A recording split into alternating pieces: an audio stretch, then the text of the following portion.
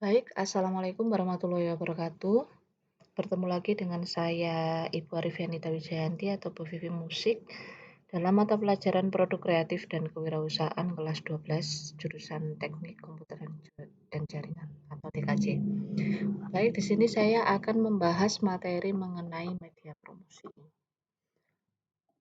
Jadi, pada media promosi ini, kompetensi dasar yang digunakan adalah KD 3.17 dan 4.17, yaitu menentukan media promosi dan membuat media promosi berdasarkan segmentasi pasar.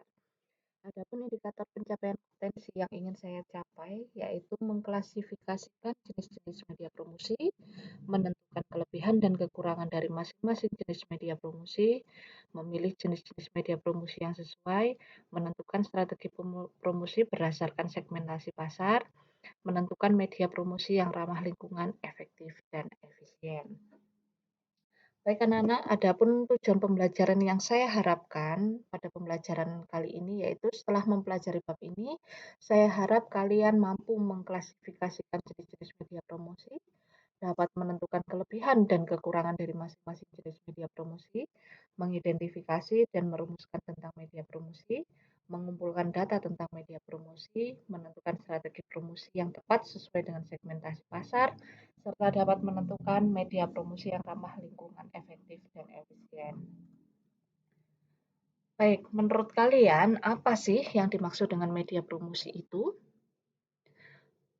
Kalau di sini media promosi itu adalah cara yang dilakukan oleh pebisnis dalam menyampaikan, kemudian menyebarkan dan menawarkan produk atau jasa yang dijualnya, supaya calon konsumen tertarik untuk membeli dari produk yang sudah kalian pasarkan.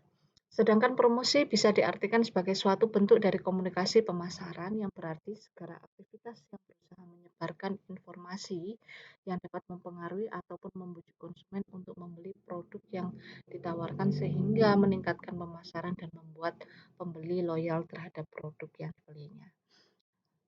Gitu ya. Jadi, kalau dari media promosi ini yang bisa saya beri contoh yaitu seperti air mineral. Jadi air mineral itu banyak macam-macamnya, tapi yang sering terdengar di telinga kita adalah Aqua.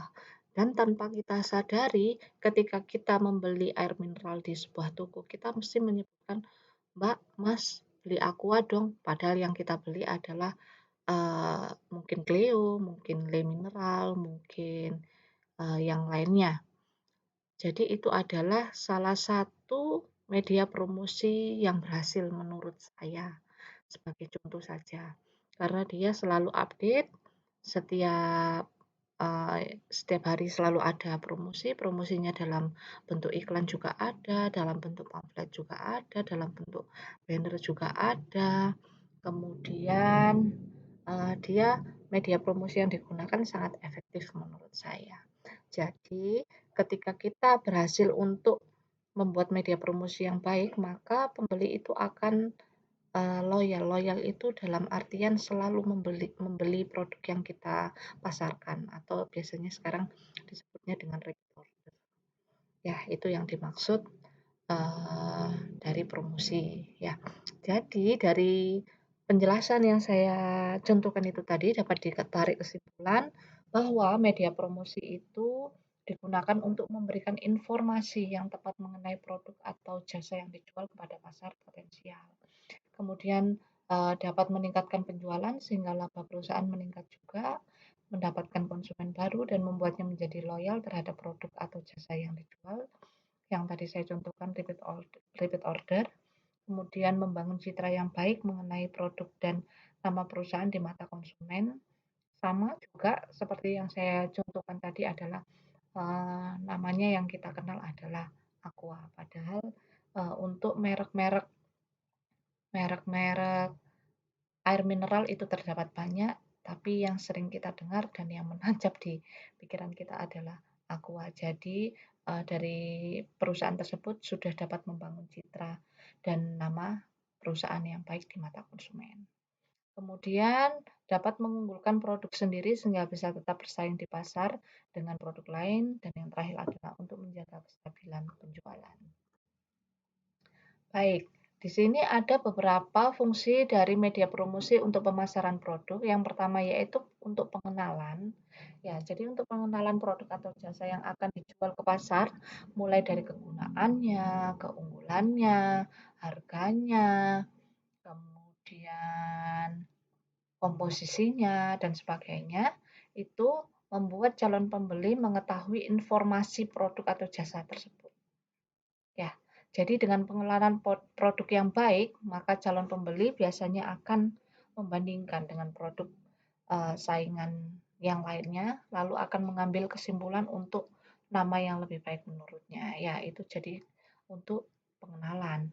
Kemudian ada untuk penawaran. Jadi kalau untuk penawaran ini dapat membujuk calon konsumen sehingga dapat memutuskan untuk membeli produk tersebut gitu. Jadi, lakukan penawaran yang baik sehingga memberikan informasi yang jelas mengenai harga hingga keunggulan produk yang ditawarkan sehingga banyak yang tertarik untuk membelinya. Jadi kalau untuk penawaran ini, eee, sebagai contoh biasanya kalau ibu-ibu itu, lebih suka dengan hadiahnya.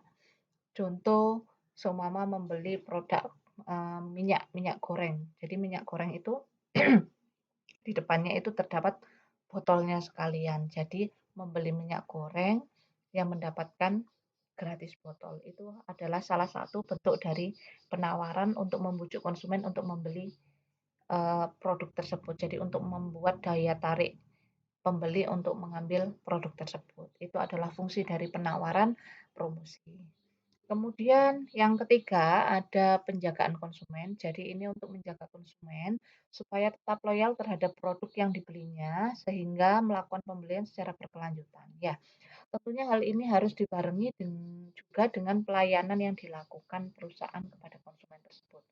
Jadi di sini saya contohkan, jika semisal kita sudah merasa puas dengan menggunakan smartphone merek Samsung seumpama ya, maka perusahaan harus memberikan servis yang baik dan melakukan promosi mengenai produk-produk terbarunya kepada konsumen melalui media promosi yang ada. Jadi contoh Samsung sekarang sudah OS-nya menjadi versi 3 titik sekian, seumpama seperti itu.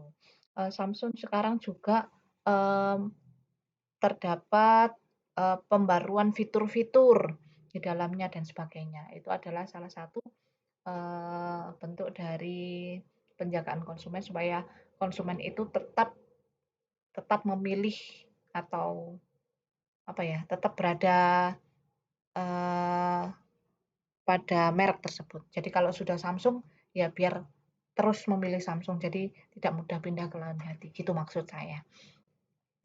Oke, yang selanjutnya yaitu ada perbaikan. Jadi untuk memperbaiki kesalahan yang dilakukan oleh perusahaan, seumpama jika produk yang sebelumnya dikeluarkan memiliki kekurangan sehingga membuat konsumen kecewa, mungkin maka promosi selanjutnya dapat diinformasikan bahwa produk tersebut telah disempurnakan sehingga lebih baik dari produk-produk sebelumnya. Jadi hampir sama seperti penjagaan konsumen yang tadi saya jelaskan, seperti smartphone-nya sudah OS-nya sudah upgrading menjadi versi sekian, gitu. Baik, yang selanjutnya yaitu ada langkah-langkah yang harus dilakukan sebelum menentukan media promosi. Jadi menurut saya menentukan media promosi ini memperkenalkan sebuah produk menjadi sebuah brand yang dikenal khalayak luas. Menurut saya ini tidak mudah ya. Jadi diperlukan sebuah strategi. Jadi promosi ini adalah media yang paling tepat untuk membuat suksesnya penjualan. Tidak ada promosi, produsen tidak mungkin mengenal brand dari produk yang akan dipasarkan. Jadi, promosi ini sekali lagi sangat penting untuk produk yang sudah produk yang akan dipasarkan.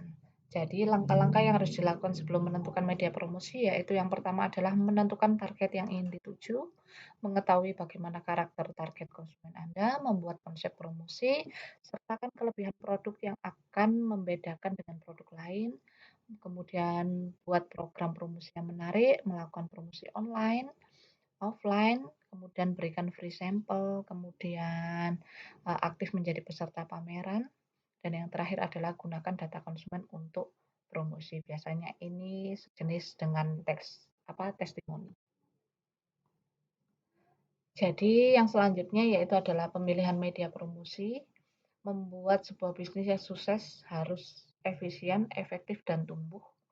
Setiap bisnis perlu bertumbuh dan berkembang dan semuanya itu diperlukan sebagai cara. Salah satunya diperlukan berbagai cara, maaf maksud saya seperti itu.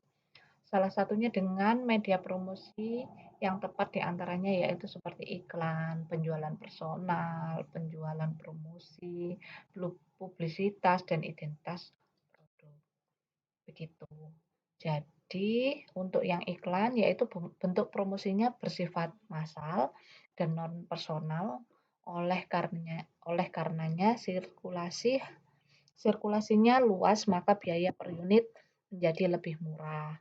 Tetapi karena bersifat non personal maka iklan tidak mampu responsif ya. Jadi oleh karena itu iklan tidak diharapkan sebagai media komunikatif yang interaktif.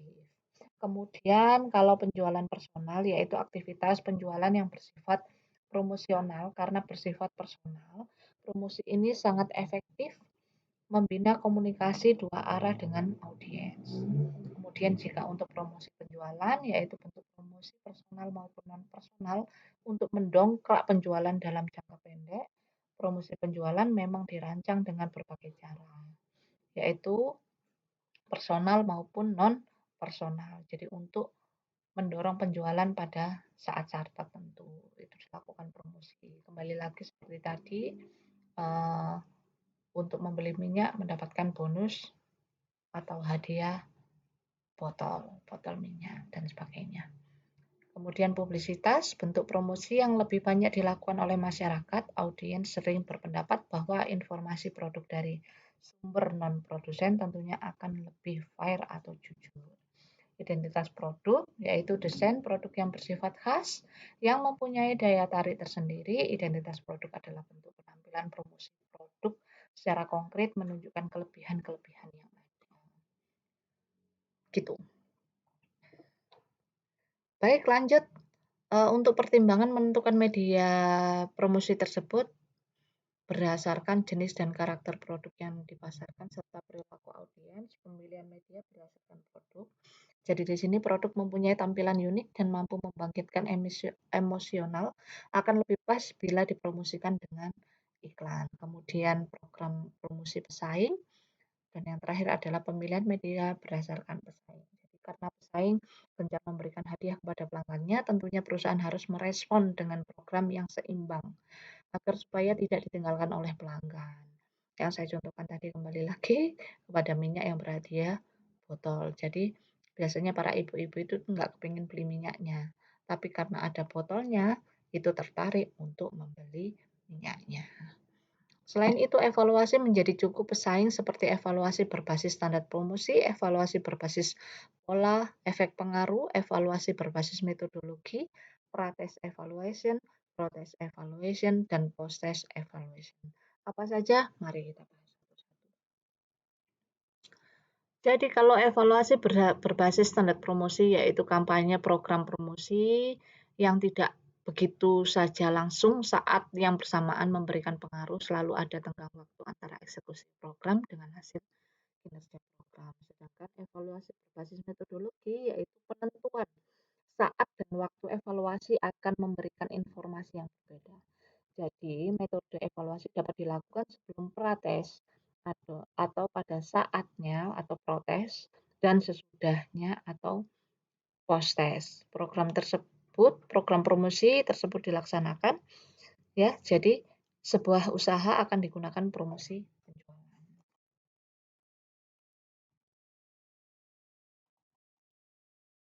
Ya.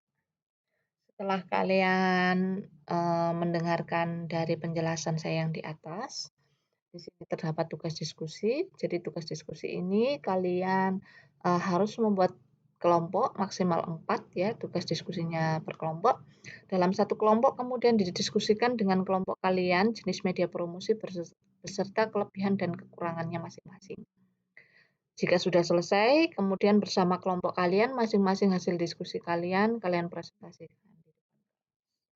Untuk LKPD-nya dapat dilihat pada file atau link yang sudah saya berikan di bawah ini. Oke, untuk mengakhiri pembelajaran mengenai media promosi, di sini dapat disimpulkan. Jadi yang pertama, untuk memberikan informasi yang tepat mengenai produk atau jasa yang dijual kepada pasar potensial, meningkatkan penjualan sehingga laba perusahaan meningkat juga, kemudian mendapatkan konsumen baru dan membuatnya menjadi loyal terhadap produk atau jasa yang dijual, membangun citra yang baik mengenai produk dan nama perusahaan di mata konsumen, mengunggulkan produk sendiri sehingga bisa tetap bersaing di pasar dengan produk lain, yang terakhir adalah untuk menjaga kestabilan penjualan. Baik, sekian materi dari saya, semoga bermanfaat. Sampai jumpa di pertemuan selanjutnya dan jangan lupa dikerjakan LKPD-nya. Saya akhiri, wassalamualaikum warahmatullahi wabarakatuh.